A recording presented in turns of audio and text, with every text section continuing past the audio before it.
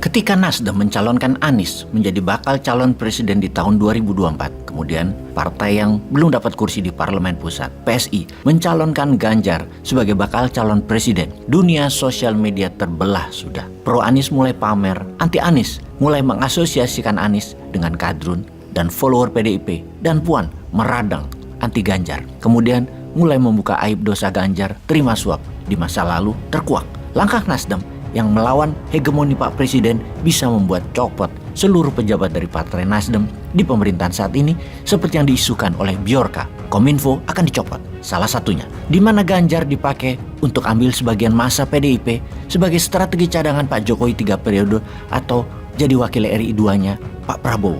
Pokoknya segala macam analisa, suka dan benci mulai bertebaran. Ini baru awal, sudah saling hujat. Alangkah indahnya negara netizen Indonesia ini.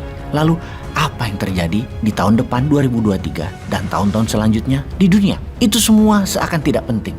Walaupun Indonesia sebagai negara tengah, ketergantungan pada global player lebih dari 70% kebutuhan nasional import dan ekspor nasional. Apa yang terjadi kalau analisa yang mengatakan bahwa dunia akan runtuh, complete decoupling, great reset akan terjadi di tahun 2023 dan di tahun 2024? Ini sebuah perkataan di awal yang pasti membuat sahabat semua berkerut kening, banyak yang tidak percaya. Namun saksikan video narasi ini sampai selesai. Di tahun 2023 bisa dikatakan tahun politik di Indonesia.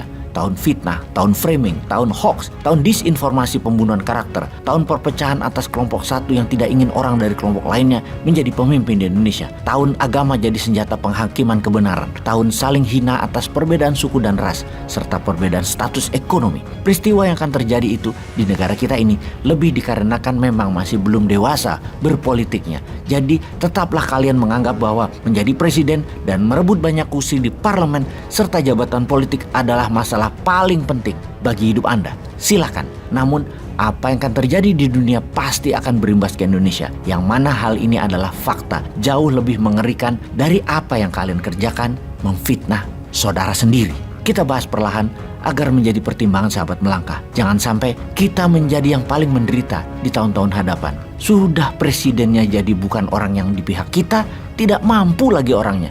Ya sudahlah, yang penting siapapun presidennya nanti, Anda tetap aman dari bahaya ekonomi dan dari bahaya kesehatan dunia. Itu penting. Stay healthy, stay alive, itu jauh lebih penting. Inilah masa survival skill kita diasah.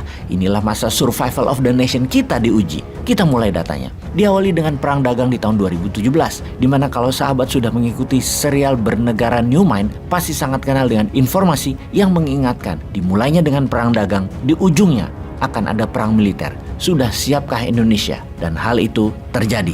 Sejak tahun 2017, Bosman turun gunung mengingatkan cara bernegara yang cara kelolaannya, khususnya bidang ekonomi, dikelola dengan cara ekonomi biasa. Dan ini sudah mengarah ke bahaya untuk Indonesia. Ada 3 cara kelolaan ekonomi bernegara. Pertama, ekonomi at normal condition. Kedua, ekonomi at crisis. Krisis apapun ya. Kemudian, economic at war. Kita sudah rincikan kepada semua pejabat dan masyarakat bahwa sejak tahun 2017, dunia sudah masuk pada economic at war. Ubah cara bernegara sektor ekonominya. Nggak percaya. Tidak ada persiapan sama sekali. Jadi kalau saja hal ini kita ingatkan dan sudah dilakukan kemarin-kemarin, sebagian saja, mungkin saat ini BBM tidak naik harganya. Pada tahun 2017, Trump, Presiden Amerika waktu itu, melakukan perang terhadap strategi harga murah Tiongkok di Amerika atau dumping price dengan mengenakan tarif pajak barang impor dari Tiongkok yang tinggi, menyebabkan barang-barang Tiongkok harganya naik 25-40%. Hal ini dibalas dengan Tiongkok atas barang Amerika di Tiongkok. Perang tarif, kemudian perang dagang itu, kemudian jadi perang keuangan. Saling serang mata uang masing-masing. Sesungguhnya hal ini bisa diartikan bukan hanya perang dagang, namun sudah masuk perang ideologi. Komen Bosman tentang perang ideologi ini banyak yang tidak paham, terutama pejabat keuangan dan pejabat ekonomi negaranya. Perang ideologi demokrasi Amerika versus komunis Tiongkok itu jelas sekali. Namun banyak yang mengabaikan, banyak yang tidak menganggap hal itu penting. Bahkan hal itu tidak ada. Kerjasama Indonesia ke salah satu pihak, yang miring ke salah satu pihak, akan punya arti menantang pihak lainnya. Tetapi ya sudahlah. Memang senangnya ngutang proyek Tiongkok dan ngutang dolar pejabatnya. Yang satu sangat Tiongkok, yang satu sangat Amerika. Kesamaannya hanya satu, pada jago ngutang doang. Ya wis, ambiar wis. Posisi politik Indonesia sesungguhnya yang merugi. Sehingga Tiongkok tidak maksimum ke Indonesianya. Begitu juga di sisi Amerika, tidak maksimum ke Indonesianya. Karena Indonesia nggak canggih memainkan perannya. Tidak secanggih Erdogannya Turki, tidak secanggih Lee Hsien Loongnya Singapura. Sesungguhnya hal inilah awal kesulitan Indonesia akan banyak hal. Kemudian pandemi di akhir tahun 2019, pandemi mengakibatkan dunia lockdown yang berimbas menyetop 50% transaksi dunia. Pandemi di awalnya adalah political tool menjatuhkan Trump, dilanjutkan sebagai economic tool dari Bio Farma yang membuat ekonomi dunia jatuh. Ilustrasinya begini, ekonomi itu jatuh bisa cepat, namun naiknya sangat perlahan. Seperti misalnya pembangkit listrik tenaga batu bara. Ketika sedang jalan tiba-tiba harus di shutdown atau dimatikan. Ketika dinyalakan lagi perlu waktu 24 jam lebih agar panas tungku bisa siap sampai 100%. Katakan panasnya diturunkan 50%, maka tetap tidak bisa seketika suhunya dinaikkan. Tetap bertahap, setidaknya 12 jam. Namun lebih dari 6 jam sesungguhnya baru bisa kembali ke peak performance-nya. Ekonomi juga demikian.